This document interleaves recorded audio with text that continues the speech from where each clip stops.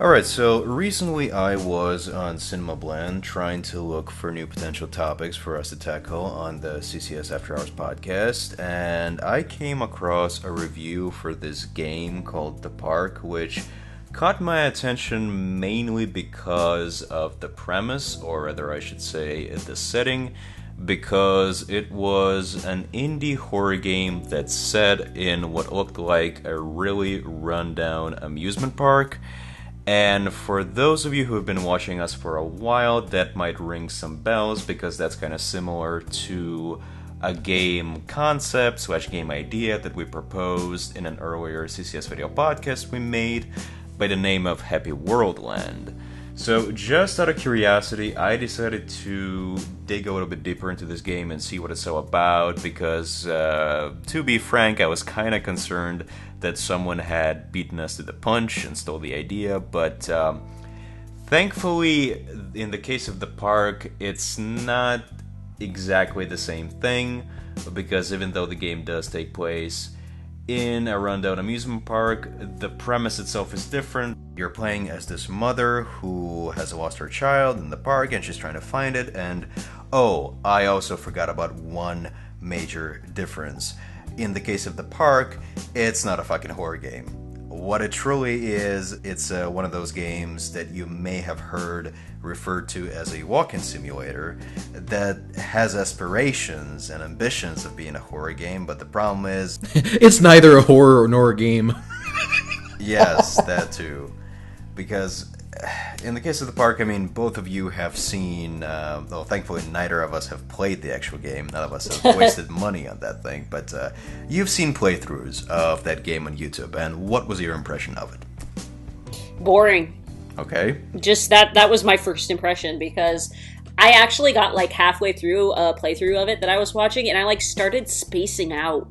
And then I was just like, okay, I have to stop watching this and come back later because I am just not even engaged at all with this.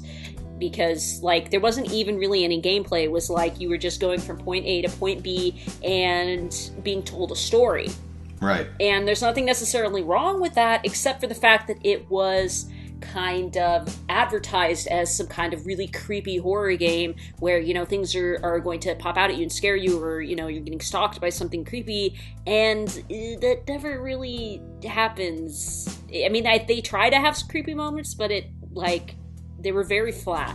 Well, the genius of YouTube is that you can go through a 4-hour walking simulator in 2 hours with, you know, playing it twice the speed. Which is exactly what I did. Yep, and you won't miss a thing. But no, Katie is right in that the game either has ambitions or is trying to pretend to be a horror game, and it also doesn't help the fact that if you go on YouTube and you search for The Park walkthrough, what you'll see dozens upon dozens of playthroughs from Let's Players, and you'll see the usual thumbnail of, like, you'll have the creepy looking chipmunk from the game on the one side, and either some guy or girl making some sort of constipated face that's meant to look like they're terrified of the entire thing. You know, like that picture, like that famous painting, The Screamer. It's like, oh my god, it's the most terrifying game I've ever played in my life. And then you actually watch a playthrough, and you're bored. Yeah. You're bored out of your skull because the game... Again, I use the term game, but in reality, you cannot even really describe it as such. It's more of a, I suppose, an experience, a horror experience, and I think even on Wikipedia they describe it as such, like it's a horror experience. They shy away from using the term game, but anyway. Well, at least there's some truth in advertising. I suppose. And this is going to be the gist of this particular conversation, because what we're going to do today is we're going to talk about the recent uprise in these narrative-driven games and why some people might either be adverse to them or at the very least hesitate to call them games.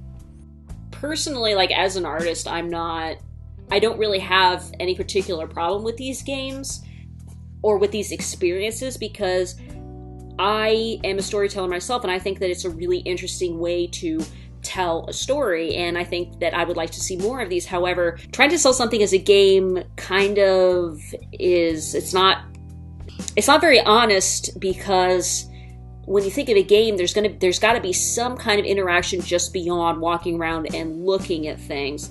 You know, there has to be some kind of goal. There has to be some kind of way that the game can be thwarted or stopped, like some kind of, not necessarily an enemy, but some kind of There should be some obstacles in your journey to reach the goal. There should be some interaction. Yeah. There should be some interaction. I mean, all you do is fucking walk and look at shit. Yeah, exactly. Like, if they were honest about...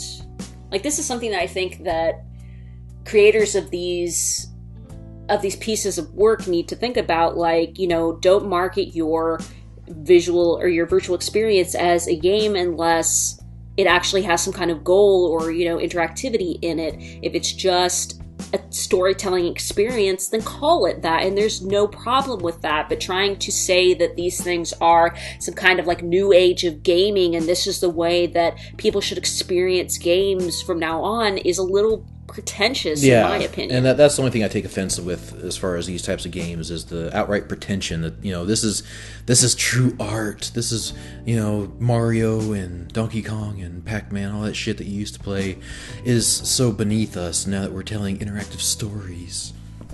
Mm-hmm. I mean, seriously, when someone gets up on their ass, I'm not saying every single virtual experience gets up on their fucking high horse. Mostly it's the media doing this, though. But whenever there's someone getting up on their ass about a game that has no gameplay and saying it's art, they can go fuck themselves. Well, but I would argue that it is art, and there's nothing wrong with it being a piece of art, because, in my opinion, all games are art. But again, that's another discussion. Right, and that's not a problem. I'm saying it's the pretension behind it. The pretension behind it. That it's like, oh, you fucking peons should be playing this because this is loftier than Contra and shit like that. It's like, excuse me. Yeah. I mean, it's like watching a really, really shit movie that the director thought was some profound piece of art, and everybody else is like, Jesus Christ, he records the fucking Empire State Building for 8 hours. Anybody who knows what I'm talking about there kind of gets the joke. Yeah, but see, that, is that art? Yes. Is that necessarily a film? No. Is that a movie? No. It's a piece of art? Yes. But I think that there should be a distinction, just like there should be a distinction between what is a game and what is a virtual experience. Right, and I think that's... If Andy Warhol actually went around the country saying, oh my god, my movie is the best movie of all fucking time, and the press is like, oh, this is such a intriguing movie of watching the Empire State Building for hours on end, then the public would be like, yeah, go fuck yourself. Yeah, so why is it that in this instance with games it suddenly has been turned around? I think it's mostly because, well, first of all, the perception, and also the fact that with a lot of these virtual experiences, the reason they exist in the first place is because there's some sort of message that the author is trying to beat us over the head with or shove down our throats. Mm-hmm. A great example of this would be Gone Home. Of course. Because, although to be fair, I'm not sure if I can put the blame entirely on the game. I would argue that it's the game critics who are more at fault here, because as far as Gone Home goes, the entire thing was meant to be just walk around the house and you to get references to some nostalgic 90s pop culture pieces, and then at the end it's revealed that, well, the thing is your sister is a lesbian and she ran away with her girlfriend.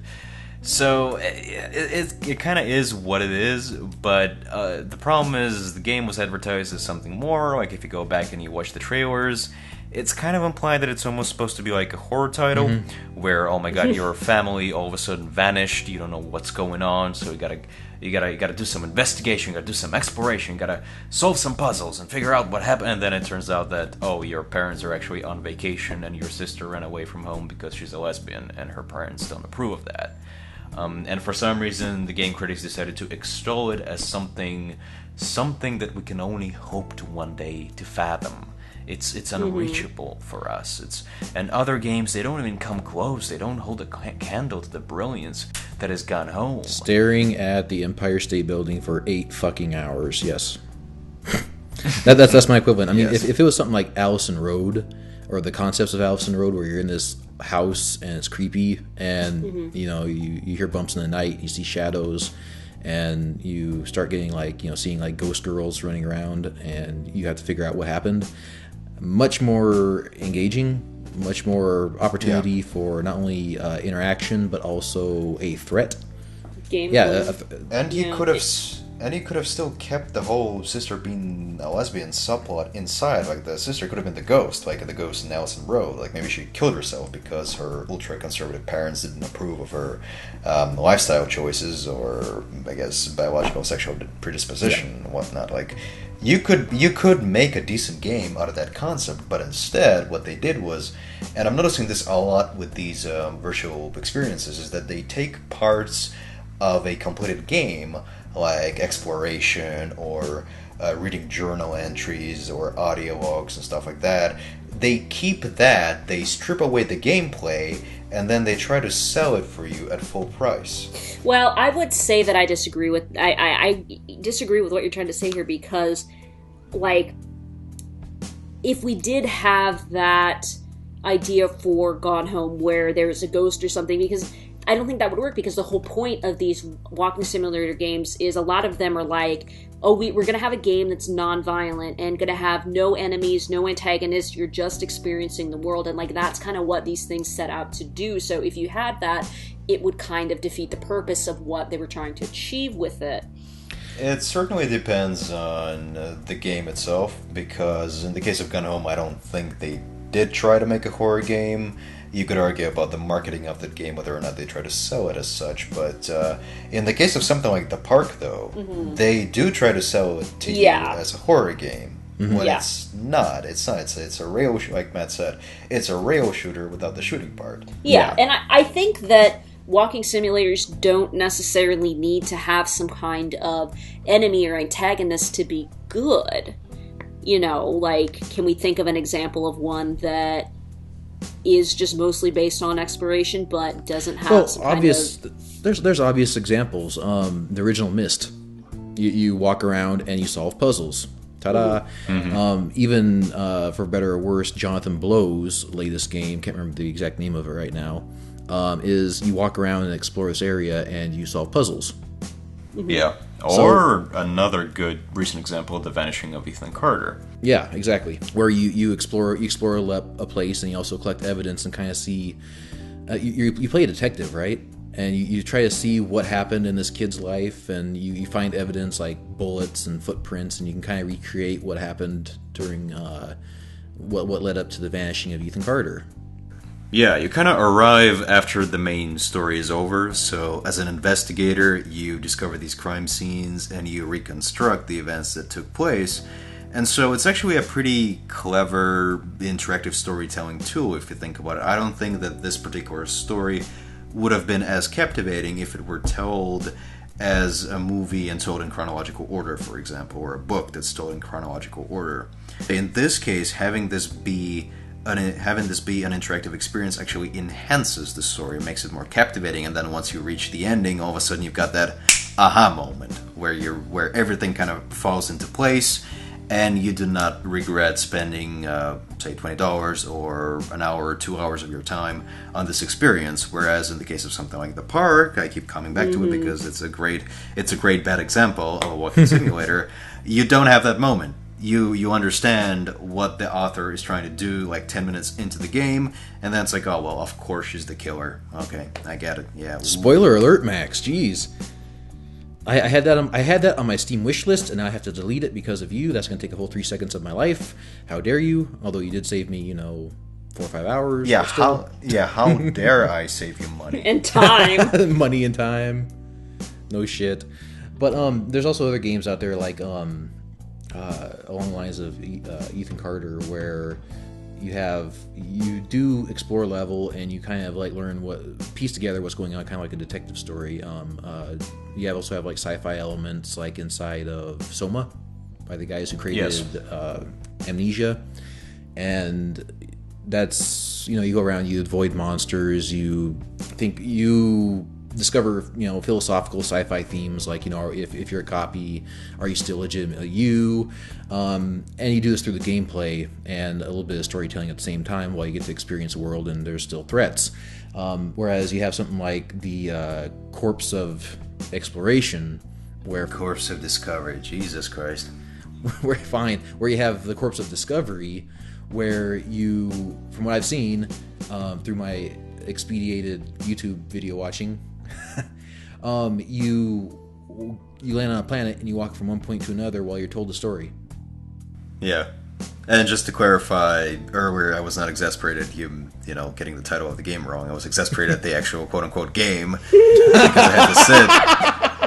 because I had to sit through a playthrough of this game. And again, it lasted only like 2 hours. I was fast-forwarding through it. I was watching it twice the speed, and I was also skipping like 5-10 minutes ahead. Because all those long gaps of just walking and nothing else.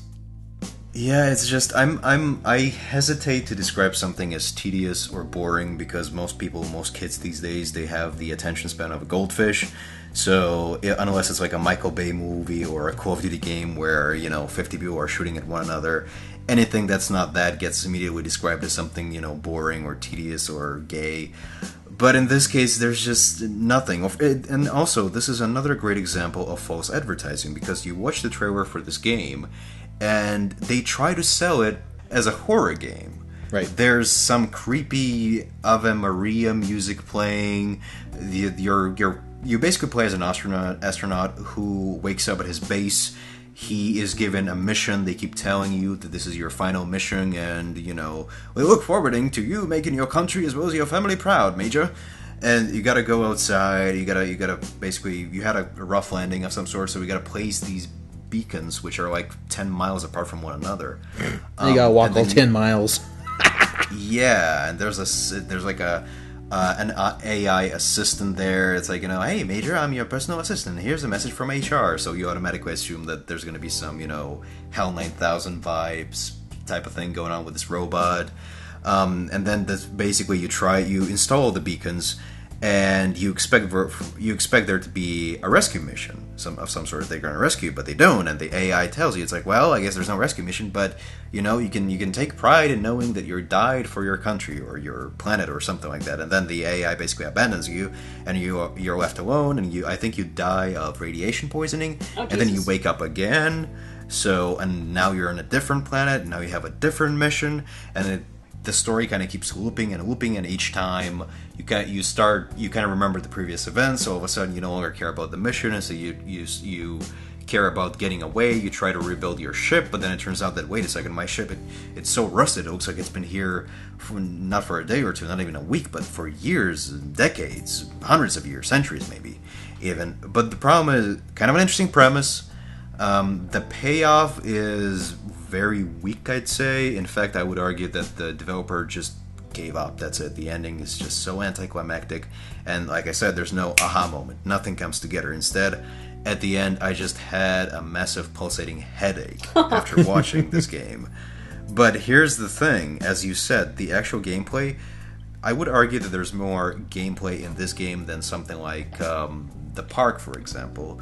Because you get to walk around, you get a jetpack, there are objectives, but the problem is all you do is just walk from one end of the map to another, and that's it. All the while the robot talks to you and they try to explore some complex themes and philosophical ideas, and there are references to 2001: A Space Odyssey and Interstellar or The Moon, all of which are much better science fiction stories than this one. Yeah. Condensed science fiction stories.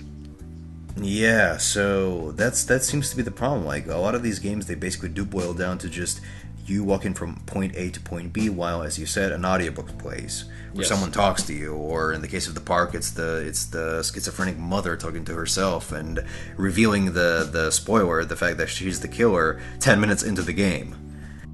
Yeah, or Firewatch. I mean, granted, Firewatch has a couple more interactive objects. You know, you can pick up stereos and shit and throw them in lakes and that kind of thing. But again, you walk from one point to another on your map. Every once in a while, you like unlock a little chest that has like items in it, but you still walk and talk with the walkie-talkie to some lady you've never seen and will never see. So it's another walking simulator. It's not a game. I didn't see any actual gameplay in Firewatch. Yeah. I guess I take the same amount of umbrage as Max does about calling these games, because it's like, you know, at least in like PT and stuff, you actually do shit. Well, but see, now here's a hard question for you. What in PT do you actually do that would constitute as gameplay? Because there isn't necessarily... Press X to gouge out her eye. Well, yeah, but let's think about that, though. Like, how would you answer that question? You solve a couple puzzles. That's the biggest thing you do in PT that you don't do in some things like... The park doesn't have any puzzles, if memory serves. Nothing at all. Yeah. Yeah, exactly. Even Ethan Carter, Vanishing of Ethan Carter had, like, you look at footprints and reconstruct the scene, what happened, you know?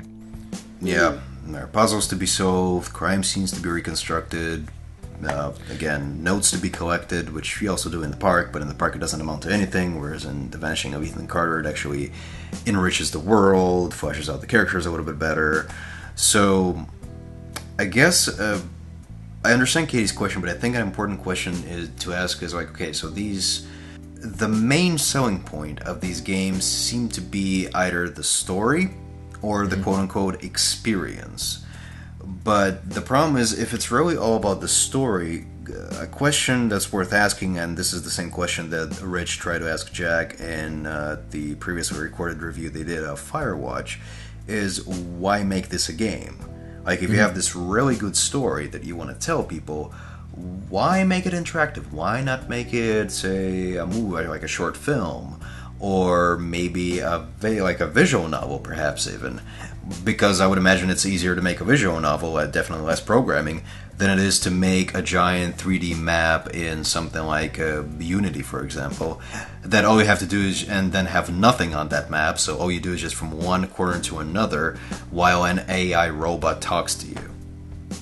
Well, I would say, like, if I were to tell a story and I wanted to have it be something that is really immersive and try to really show off this world I created, like, okay, I wouldn't want to just have a visual novel because then those would be kind of flat backgrounds. What if in my head I'm imagining some kind of like wide, expansive forest or something that's like really cool, and oh, you know, over here there's some pretty flowers, and over there there's some awesome glowing mushrooms, or something to look at, something neat. So that's why if I were to tell a story like that was based heavily on like the environment that you're in, that you are going to experience or like be a part of, then I would want it to be in a 3D space. So for me, that's a really easy question to answer. Okay, fair enough, but surely you would have the players do something in that location, that space. Yeah, like, I wouldn't just make this a sightseeing awesome tour. Yeah, there would be things for you to do, because if I'm going to put that much work into creating this world, I would want there to be things for you to do in this world instead of just walking from, you know, the beginning of the path to the end of the path. Right, like, let's say you did something in like the woods, right, where you have the flowers, you have the nature, and you want to go around and look around and all that kind of fun stuff. Obviously there has to be some reason for you to be there, and for some reason for you to go around looking at stuff. I mean, if you want to create a virtual world, fine and dandy. I say go ahead and do it, awesome, but just don't call it a game, because I don't know what the objective is. Yeah, that's what I think, that the difference between something that is like an artsy project that is supposed to be the experience and a game, because games, there needs to be some kind of gameplay besides just holding down the directional stick and pressing A to like examine something. That exactly is. But now, can we think of anything that does that really well that is considered a game? See, that's why, to me, as someone who is a creative person and is an artist, this is a hard topic to think about, because I feel like there are instances where I'm contradicting myself, because I can look at something like the park and say, that's a bad example of this formula, but then I can look at something like PT and say, well, that's a good example of this formula, you know, but what is the difference between those two? I mean, I know we've gone over this, but it's still, you know, to anybody listening out there, it's an interesting thing to just think about. One thing I want to stress is that we're not against experimentation in video games. We're not saying that every single video game needs to fit this or that box or criteria. Like this has to be a platformer, this has to be a side scroller, and absolutely no deviation whatsoever. Yeah, I mean, like let's say there was like a Jurassic Park type of virtual experience, right, where you can, without, you know, any interaction, without any violence, without anything else, you can like walk around and see dinosaurs with like a VR headset, right?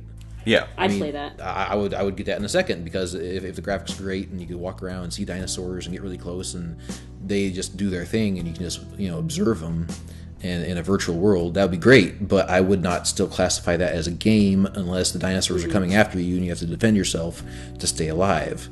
Not saying you need to introduce violence into it though, but just the fact that you're actually doing something besides walking and looking is the thing.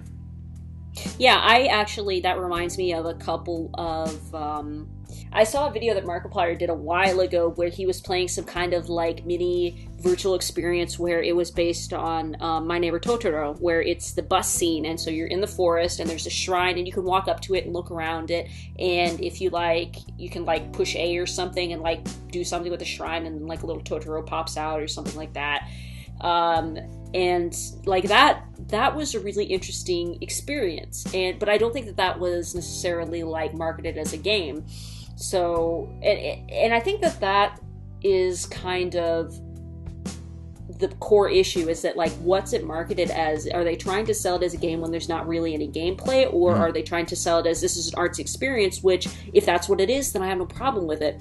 And a really good example of this that I came across was a really obscure game called LSD, which is like, it was this game released in, I believe it was 1998 or something, or maybe even 1995, I can't remember, one of those.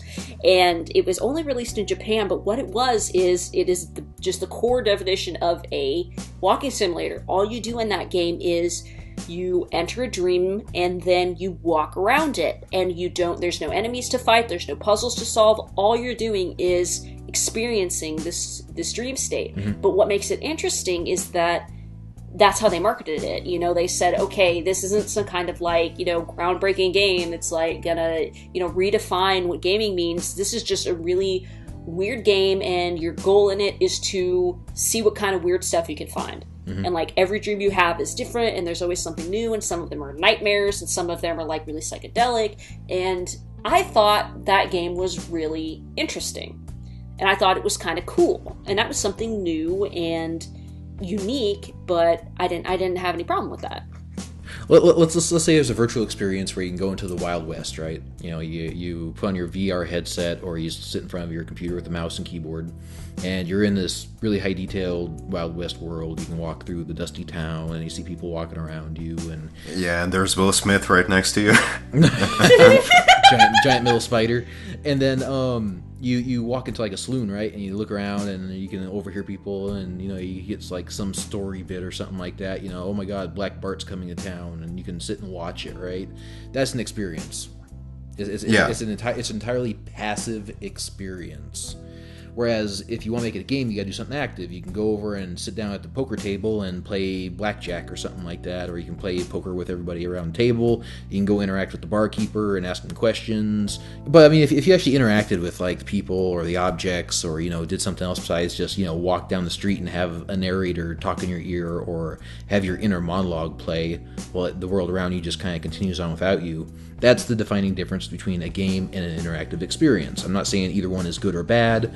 It's just that but they're different. The definitions need to be set. Yeah.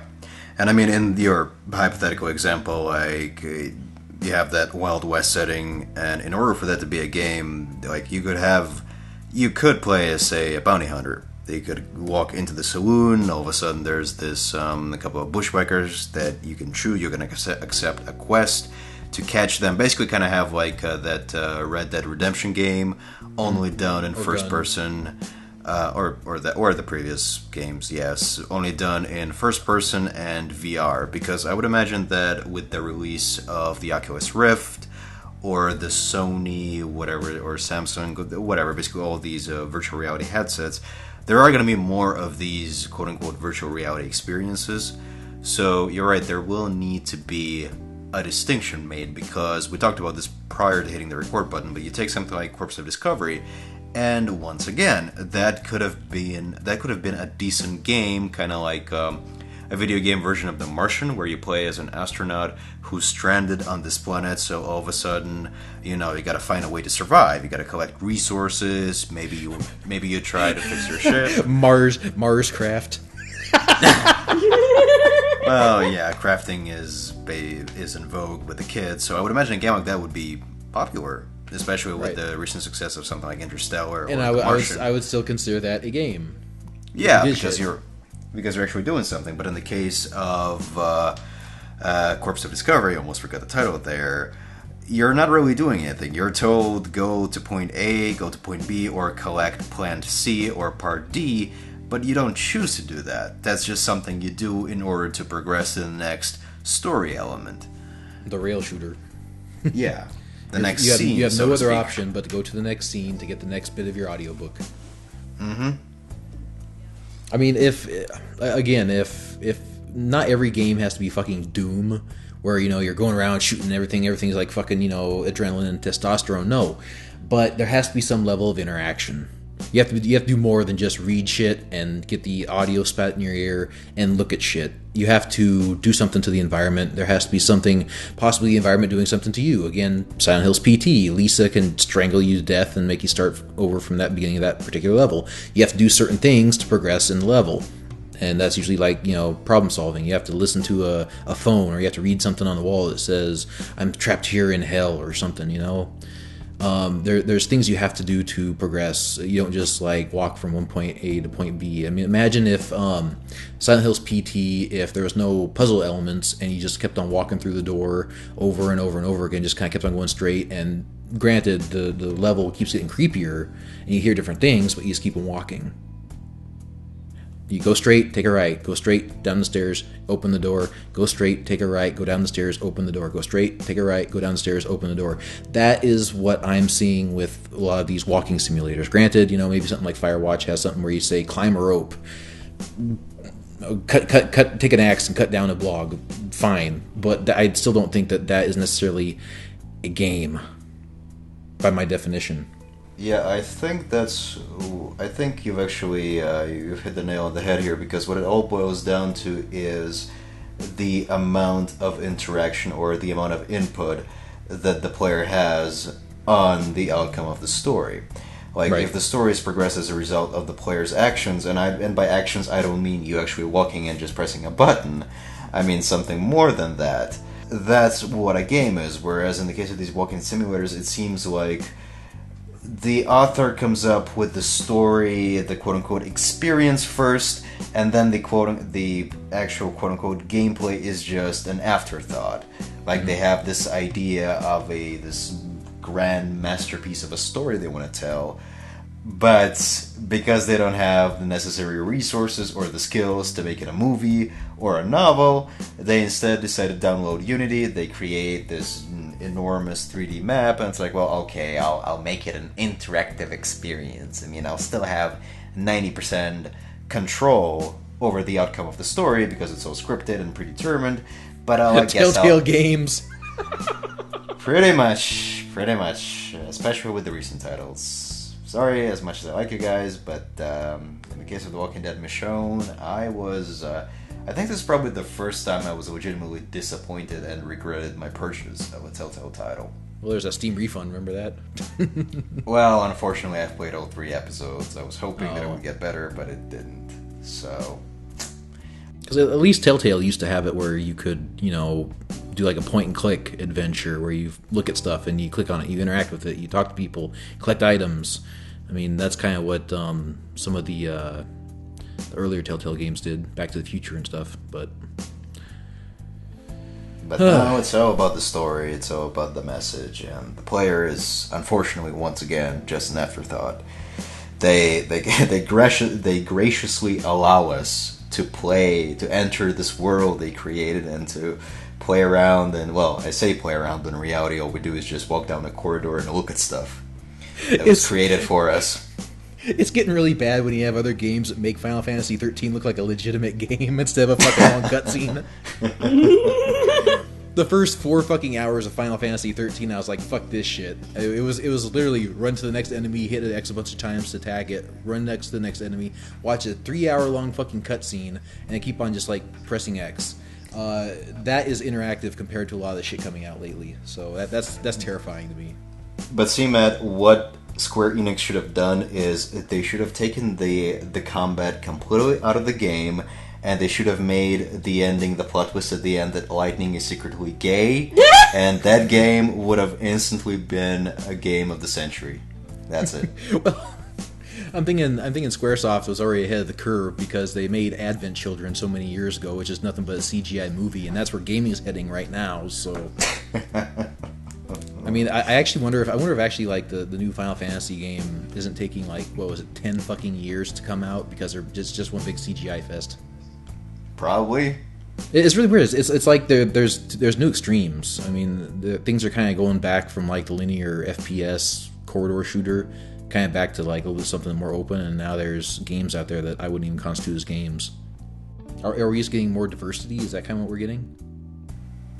It seems more like there's a split, to be honest with you, with one camp prioritizing like traditional gaming values, well, not gaming values, mind you, but like gameplay elements. This is going to be a shooter, this is going to be a racing game, this is going to be a platformer, and then you have another camp which tries to be more Cinematic. Experimental. Yeah, I was going to say experimental, but the problem is a lot of this experimentation basically boils down to more and more restrictive gameplay. Again, Telltale. We want to tell great stories. This exact story, yes. Interactive, yeah, and it's all going to be predetermined. There are some deviations, but not really. So it's like video games are trying too hard to become movies. Kinda. And again, especially in the case of walking simulators, sometimes it does seem like the creators just didn't have the necessary resources to make it either a novel or a movie. So instead, it's just going to be... Instead of typing out his ideas into a fucking word processor, he has to open up Unity and create a fucking world. Jesus Christ. It doesn't have enough resources.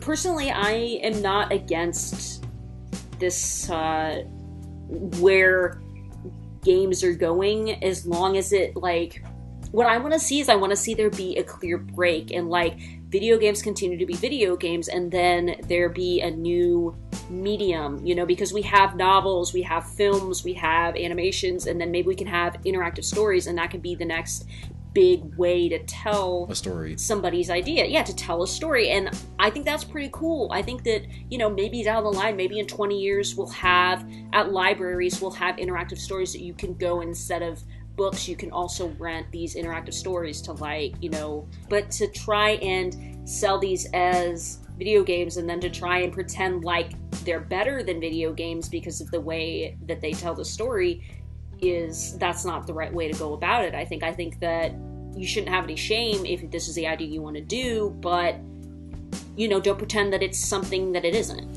Right. Say it's an interactive story like Telltale does, and then there you go. That's all you need to do. Exactly. There's definitely an evolution as far as like the storytelling mediums. I mean, you had like books, then radio, then movies, then television, now video games. Now there's something new, which is more like a virtual experience. Something you put like your VR headset on, and you walk around and experience whatever the author wants you to pull out of the experience. Fine and dandy.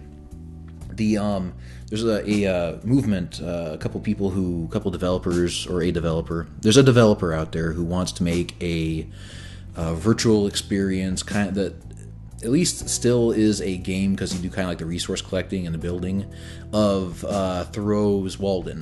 I don't know if you guys have seen that, but they're trying to take the world of Walden and turn it into like a video game that you can like interact in, which is interesting. And there's other people out there who want to just tell a story through like a virtual experience. Great, fantastic, but it's almost like this storytelling medium is kind of like, there needs to be a split, because right now video games are becoming too centered on becoming movies because they want to tell stories. So they need to, like, not saying video games need to have bad stories, or they don't need to have stories at all, though, but they need to figure out the balance between how much of the stuff is actually interactive, and keep the interactive stuff in the video game category, and then take the more audio-driven, more experience stuff, and make it its own genre, and make it its own not genre, make it its own medium. Yeah. So when you go on Steam and you say, I really want to go to Jurassic Park and have a virtual experience, you click on that and you go do it. Fine and dandy, awesome, great, do it. But if you say, I want to go out and hunt dinosaurs, there needs to be a distinction. Yeah. Mm-hmm. To clarify, I know this is the end of the conversation, but still, we have nothing against all of this stuff. If people want to experiment with different genres or try to come up with different ways of telling a story in an interactive manner, that's fine. Nothing against that. Yeah, I mean, at least clearly label it. You don't go on Steam and type in Naughty Nurse 3D and expect a storytelling event. you expect 3D tits. Naughty Nurse 3D is just by the title, it's not going to be like a surgeon malpractice simulator.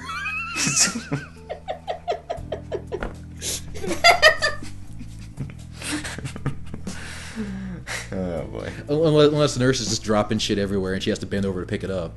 Mm-hmm. Oops! I dropped it. Slowly bends over. And that's when you take your Wiimote and just. Oh no, Senpai, what are you doing? Well, I'm just doing what Iwata told me. You can either use a stick or a finger.